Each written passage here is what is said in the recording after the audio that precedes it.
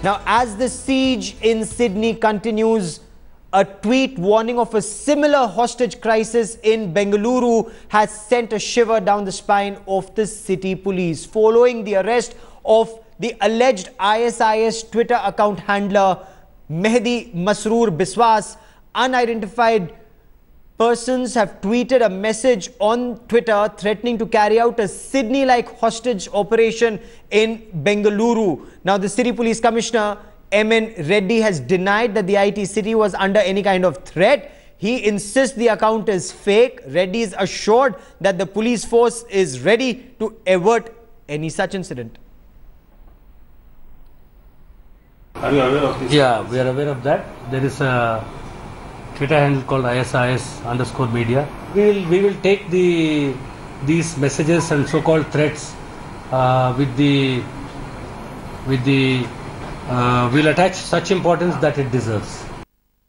And for the latest on this story, let me take you straight to Headlines Today's Managing Editor, Rahul Kanwal. One of the most prominent ISIS voices on social media, tweeting away from Bengaluru, and the Indian intelligence agencies, our armed forces have absolutely no idea. What is wrong with the manner in which we are policing social media? Are there enough precautions being taken? Are we monitoring social media hard enough? Joining us on this broadcast is M.N. Reddy, Police Commissioner of Bengaluru. Mr. Reddy, I am very perplexed and very concerned about the fact that you've got this person, he's tweeting away. He runs one of the most popular, most influential Twitter accounts across the world of jihadis. And the Bangalore police, the NTRO, the Intelligence Bureau have absolutely no idea, raising serious concerns about whether we're doing enough of a job of policing social media, Mr. Reddy. Yeah, let me deal with your question at two levels. One is whether we are doing enough to monitor the social media. There are question marks because the state police forces are more tuned towards the issues that are being faced by them on a day-to-day basis in terms of law and order and crime. I'm sure there are other agencies which have got to be involved in this. I'm sure they are, but maybe we need to do more. But I want to tell you another very important thing here which will give you a better perspective on what happened with this Mehdi running a Twitter handle from Bangalore. Now, this man does not reveal his true name, does not ever anywhere reveal his local address or his location. In fact, he, on the other hand, gives his local time, which is actually matching that of West Asia, which means that he's actually making it appear that he's a person who's behind the Twitter handle, functioning out of the region on which the entire handle is focused. That's Iraq and Syria. Therefore, what I am trying to say is that neither is there an indication ever, anyway, by way of any kind of identity of the location, nor is the focus area pertaining to our part of the world. Therefore, I think we have to give it the due where it belongs, that it obviously has missed us, but surely if it were to be any such indication, we would have definitely tracked it. But having said that, I agree with you that we need to have a generic monitoring and incisive monitoring of social media. Mr. Commissioner, I've heard varying accounts of how Mehdi Biswas was ultimately tracked down. Some talk about his t-shirt, some talk about how we finally managed to get to him. Since we have you on our broadcast tonight, if you could share with our viewers how the police finally cracked this case. Between the time the Channel 4 investigation went on air, their interview with Mehdi Biswas, and the police actually reaching out to him, what transpired, sir? Very difficult for me to give you the details because, you know, these are operational issues, these are operational matters, and any revelation of those can affect not this particular case but any future case. So therefore I'm definitely barred from giving out the details. But all that I can say is that we spent the whole day trying to trying to fix the location for the individual, and various inputs were being received from various corners from across the country, including central agencies, and at one point in time we did get this specific understanding that there is an address which we need to look at, and then our teams went and got him. Okay, we're also seeing as a consequence of this arrest now Abhishek Goel, your DCP, being threatened by various comrades in arms of Mehdi Biswas. How serious are these threats? One of these posts reads, "We will not leave our brothers in your hand. Revenge is coming. Wait for our reaction." This is from someone who tweets with the handle Abuana FAL6. Now, this is a direct threat to the Bangalore police. How seriously are you taking it? What are you doing to counter it, Commissioner? Yeah, first thing is that we don't take any threat lightly. We take, however far-fetched it might look, we do take it with the kind of importance we attach to it that it deserves. We are definitely looking into the background of these tweets which are focused on issuing some kind of a threat to our officers. But all that I can say is that there is a definite possibility that these are emerging from different parts of the globe, because the Twitter is such a platform which is extremely global. Give us time. We are on the job to see whether we can identify and go into the location of the source, and then we will have better things to say about it. Mr. Reddy, we are prepared, and we are yeah. There were reports that you've called the Twitter India head for questioning. Is the company cooperating? They've got policies which say that they don't actively monitor what is appearing on social media on their platform. Do you think that's good enough, or do you think sites like Twitter, like Facebook need to do a lot more to help out the police in ensuring that no rabid content, which is very dangerous and could have a terror angle as well, is allowed to proliferate on their platform?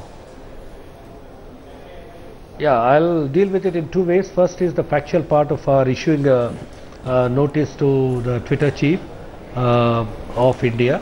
What we have done is that we've issued a notice under section 91 of the Criminal Procedure Code, which empowers police officer investigating to demand, to direct any person to produce all the evidence that is available with them. We have done that. I believe that they are already responding substantially, and then I think we are on the right track as far as getting information from them is concerned. But the second larger issue which you mentioned, I am very happy that you mentioned it, and I request you to flag it, is that this particular platform, this particular social media platforms lend themselves to very unbridled, unhindered, populating by content that is definitely not verified, not verifiable. It can lead to issues, it can lead to public order problems, it can lead to threats. So populating this kind of, the ability to populate with such content is something that is not very, I think, desirable.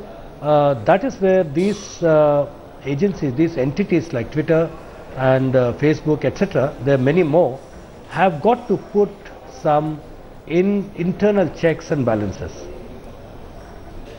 You're asking for internal checks and balances. The company, of course, will argue that that goes against their ethos. They don't proactively monitor who's saying what, but if a case comes up or if you ask for help, then they go out and do help. However, sir, you've arrested Biswas under section 125 of the Indian Penal Code, waging war against the Indian government. Section 18 and 39 of the Unlawful Activities Prevention Act, and section 66 of the Information Technology Act.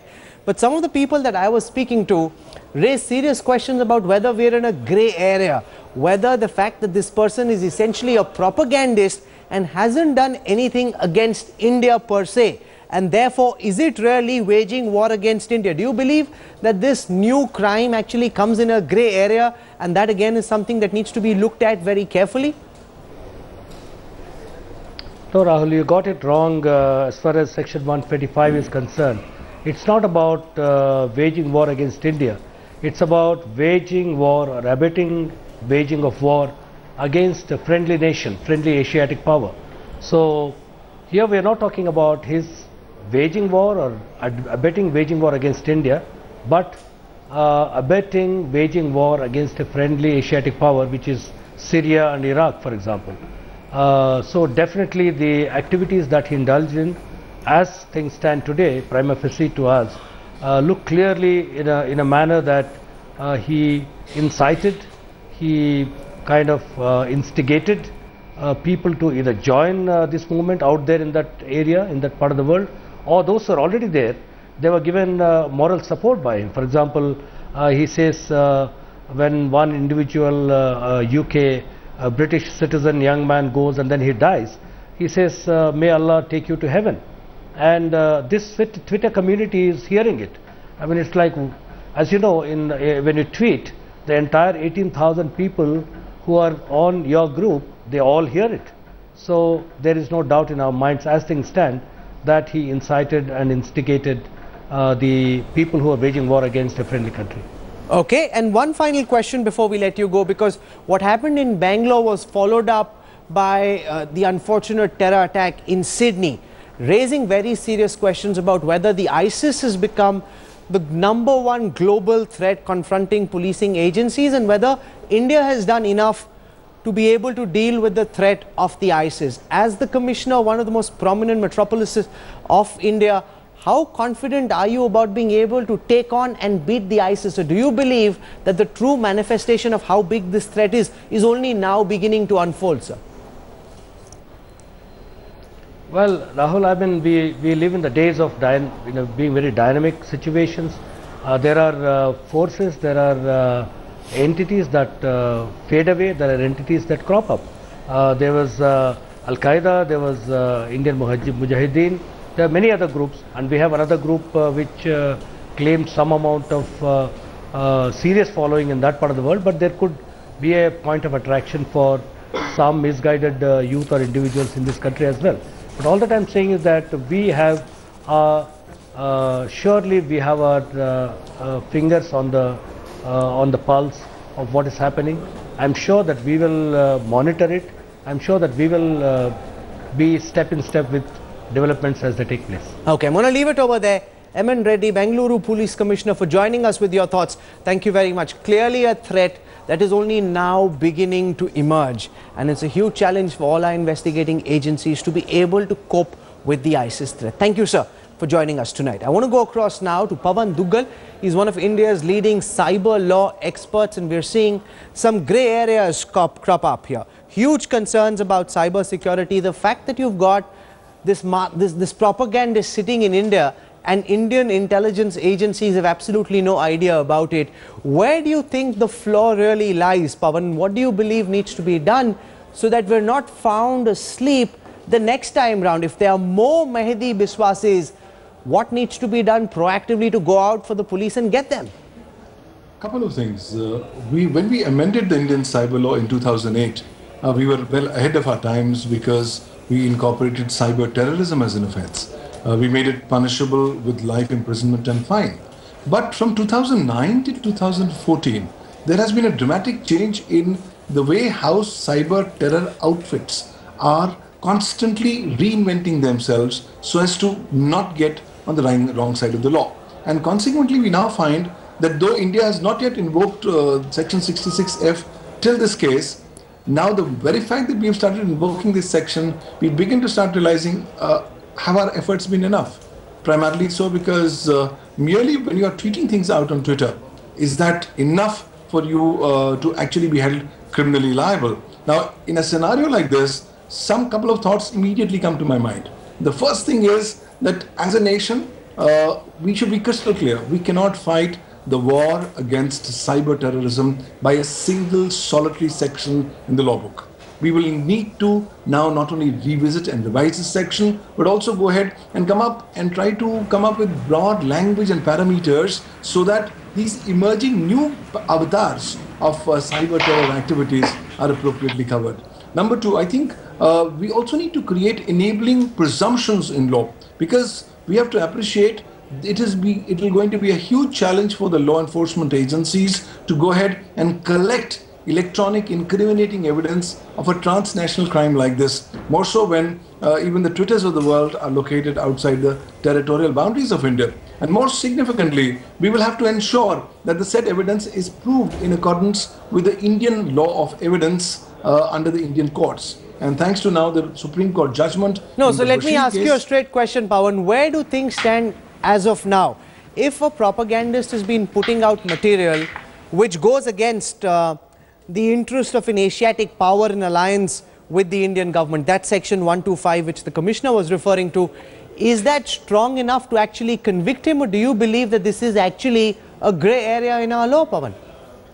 This is a case that has once again woken up India to the reality of complete grey areas in our law. In fact, our law is not at all even capable, or shall I say, even well equipped to deal with these new kind of challenges. Even in 2008, when we amended the law, we could not even think of this kind of a mechanism of how cyber terror is going to be disseminated. Now, you're not a typical cyber terrorist, but you're actually piggy riding on the platform of social media networks so as to disseminate the message of terror to your followers. So clearly, there are huge gap areas. Even Section 66F, when you look at it, despite all its broad ambit, still requires more additions so that instances like these could also be brought within its ambit. Okay. And more significantly, as a nation, we have to ask ourselves, why don't we have a national policy to counter cyber terrorism?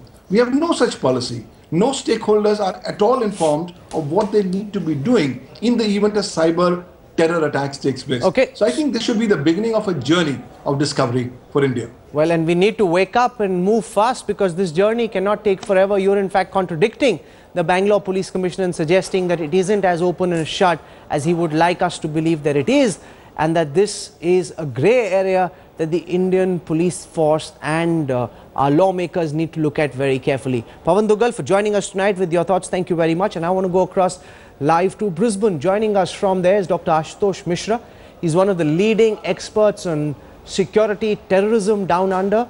He teaches at Griffith University. Dr. Mishra, we're seeing this face-off, this siege in Sydney, which you've been updating our viewers about all through the day. How much of a threat do you believe this really is for India? Given what happened in Bengaluru, given Shami Witness's Twitter handle, which all of us seem to have glossed over, our intelligence agencies also, do you believe India is doing enough to try and counter ISIS? What more do you believe, sir, needs to be done?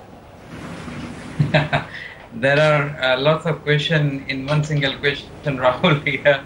And the first thing I will say is that it is too early to say at this point of time whether there is a connection between what is happening in Sydney at the moment, what is happening in Belgium, and you just mentioned Bengaluru, what has been happening over there. At this point of time, it is very difficult to gauge that. But at the same time, here, intelligence agency, what I have gathered, are working overtime to see any links that this person in Sydney, who has held hostages in Lynn Cafe, could be having with global terrorist groups, and they would be willing to share that with other nations who may find that information useful. That is where I think we may see some kind of exchange of information. But at this point of time, there are no clear indications here in Australia, at least. People are saying that it is too early to say whether it's a lone wolf kind of attack or whether it is a part of a larger cascading global trend in which we will see more these kinds of attacks around the globe. It is too early to say and draw any linkages between these incidents. Well, that siege is still active.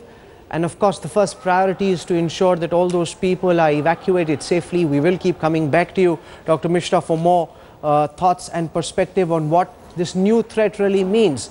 Terrorism in its newest dimension, it's multinational, completely global, and you don't know where the terrorist is lurking. He could be in your office as well.